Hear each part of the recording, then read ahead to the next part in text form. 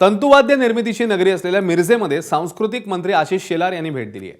मिरजमधील तंतुवाद्य कारागिरांच्या दुकानात शेलार यांनी भेट देत विविध वाद्य जाणून घेत ही वाद्य वाजवण्याचाही आनंद घेतलाय।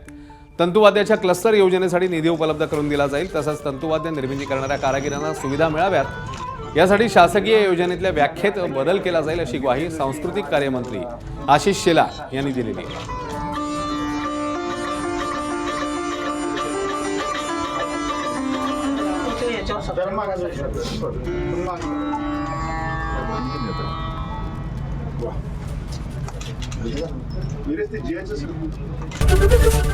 एबीपी माझा, उघडा डोळे बघा नीट।